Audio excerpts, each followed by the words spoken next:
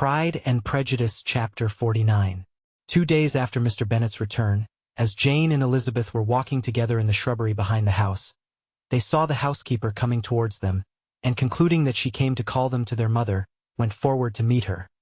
But instead of the expected summons, when they approached her, she said to Miss Bennet, "I beg your pardon, madam, for interrupting you, but I was in hopes you might have got some good news from town, so I took the liberty of coming to ask." "What do you mean, Hill? We have heard nothing from town." "Dear madam," cried Mrs. Hill in great astonishment, "don't you know there is an express come for master from Mr. Gardiner? He has been here this half hour, and master has had a letter." Away ran the girls, too eager to get in to have time for speech. They ran through the vestibule into the breakfast-room, from thence to the library. Their father was in neither, and they were on the point of seeking him upstairs with their mother, when they were met by the butler, who said, "If you are looking for my master, ma'am, he is walking towards the little copse." Upon this information, they instantly passed through the hall once more, and ran across the lawn after their father, who was deliberately pursuing his way towards a small wood on one side of the paddock. Jane, who was not so light, nor so much in the habit of running as Elizabeth, soon lagged behind, while her sister, panting for breath, came up with him and eagerly cried out, "Oh, Papa, what news? What news? Have you heard from my uncle?"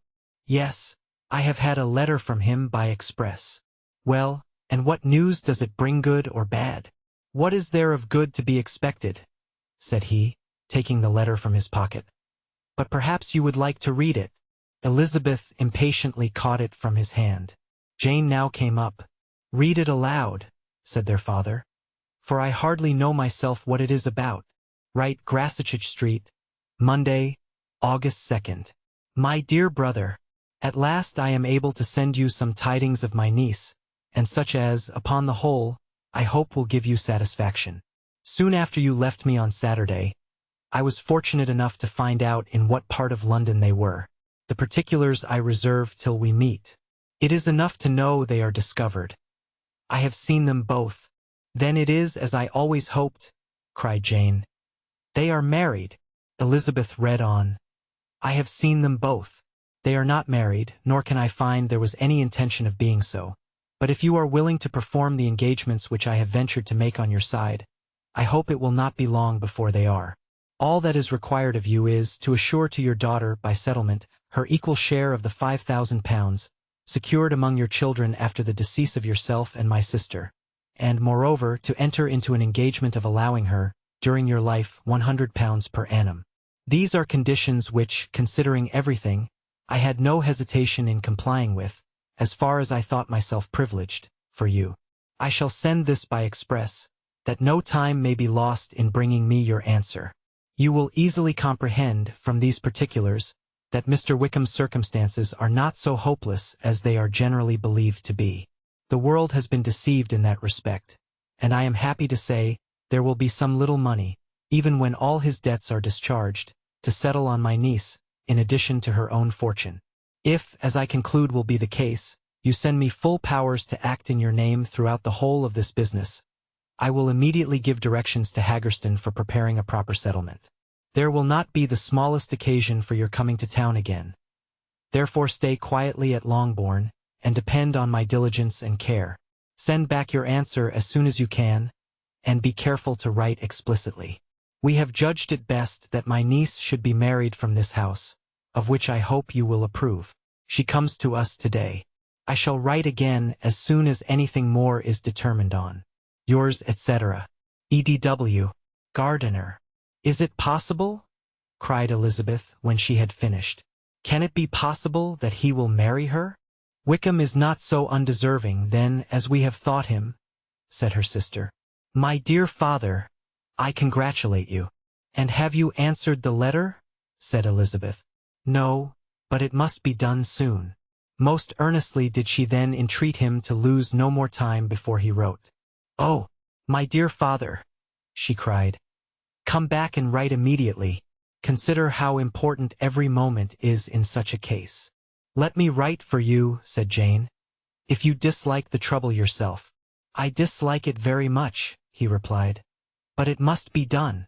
And so saying, he turned back with them and walked towards the house. "And may I ask?" said Elizabeth. "But the terms, I suppose, must be complied with." "Complied with? I am only ashamed of his asking so little. And they must marry. Yet he is such a man." "Yes, yes, they must marry. There is nothing else to be done. But there are two things that I want very much to know. One is, how much money your uncle has laid down to bring it about, and the other, how I am ever to pay him." "Money? My uncle!" cried Jane. "What do you mean, sir?" "I mean that no man in his proper senses would marry Lydia on so slight a temptation as 100 a year during my life, and 50 after I am gone." "That is very true," said Elizabeth, "though it had not occurred to me before. His debts to be discharged, and something still to remain. Oh, it must be my uncle's doings. Generous, good man. I am afraid he has distressed himself. A small sum could not do all this." "No," said her father. "Wickham's a fool if he takes her with a farthing less than £10,000. I should be sorry to think so ill of him in the very beginning of our relationship. £10,000! Heaven forbid! How is half such a sum to be repaid?" Mr. Bennet made no answer, and each of them, deep in thought, continued silent till they reached the house. Their father then went to the library to write, and the girls walked into the breakfast-room. "And they are really to be married!" cried Elizabeth, as soon as they were by themselves. "How strange this is! And for this we are to be thankful. That they should marry, small as is their chance of happiness, and wretched as is his character, we are forced to rejoice." "Oh, Lydia! I comfort myself with thinking," replied Jane, "that he certainly would not marry Lydia if he had not a real regard for her. Though our kind uncle has done something towards clearing him, I cannot believe that £10,000, or anything like it, has been advanced. He has children of his own and may have more. How could he spare half £10,000? "If we are ever able to learn what Wickham's debts have been," said Elizabeth, "and how much is settled on his side on our sister, we shall exactly know what Mr. Gardiner has done for them, because Wickham has not sixpence of his own. The kindness of my uncle and aunt can never be requited. Their taking her home, and affording her their personal protection and countenance, is such a sacrifice to her advantage as years of gratitude cannot enough acknowledge. By this time she is actually with them. If such goodness does not make her miserable now, she will never deserve to be happy. What a meeting for her, when she first sees my aunt." "We must endeavor to forget all that has passed on either side," said Jane. "I hope and trust they will yet be happy. His consenting to marry her is a proof, I will believe, that he has come to a right way of thinking. Their mutual affection will steady them, and I flatter myself they will settle so quietly, and live in so rational a manner, as may in time make their past imprudence forgotten." "Their conduct has been such," replied Elizabeth, "as neither you nor I nor anybody can ever forget. It is useless to talk of it." It now occurred to the girls that their mother was in all likelihood perfectly ignorant of what had happened. They went to the library, therefore, and asked their father whether he would not wish them to make it known to her.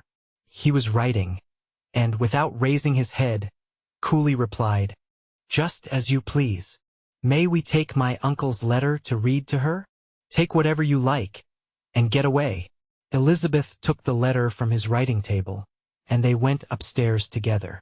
Mary and Kitty were both with Mrs. Bennet. One communication would, therefore, do for all. After a slight preparation for good news, the letter was read aloud. Mrs. Bennet could hardly contain herself. As soon as Jane had read Mr. Gardiner's hope of Lydia's being soon married, her joy burst forth, and every following sentence added to its exuberance. She was now in an irritation as violent from delight as she had ever been fidgety from alarm and vexation. To know that her daughter would be married was enough.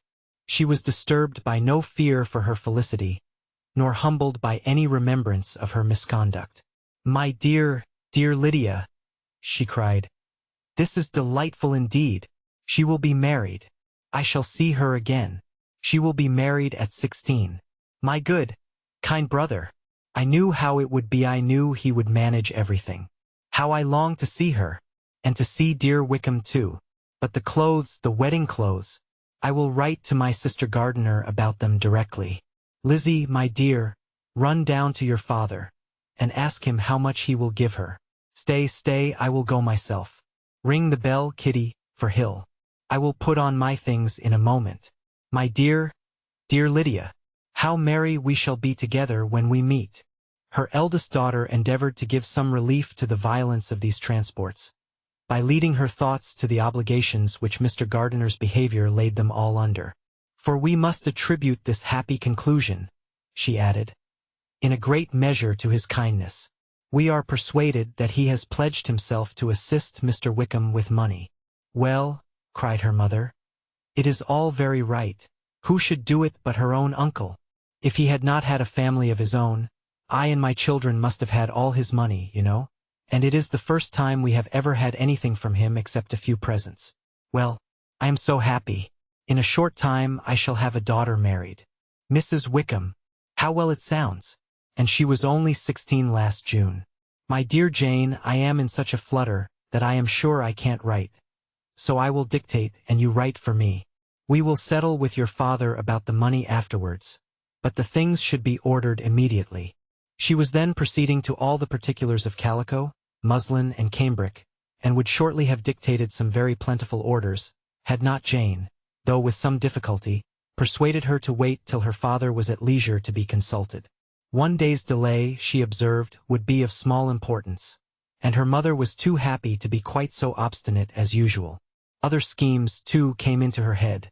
"I will go to Meryton," said she, "as soon as I am dressed, and tell the good news to my sister Phillips. And as I come back, I can call on Lady Lucas and Mrs. Long Kitty, run down and order the carriage. An airing would do me a great deal of good, I am sure. Girls, can I do anything for you in Meryton? Oh, here comes Hill. My dear Hill, have you heard the good news? Miss Lydia is going to be married, and you shall all have a bowl of punch to make merry at her wedding."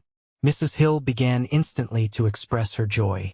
Elizabeth received her congratulations amongst the rest, and then, sick of this folly, took refuge in her own room, that she might think with freedom. Poor Lydia's situation must, at best, be bad enough, but that it was no worse she had need to be thankful. She felt it so, and though, in looking forward, neither rational happiness nor worldly prosperity could be justly expected for her sister, in looking back to what they had feared, only 2 hours ago, she felt all the advantages of what they had gained.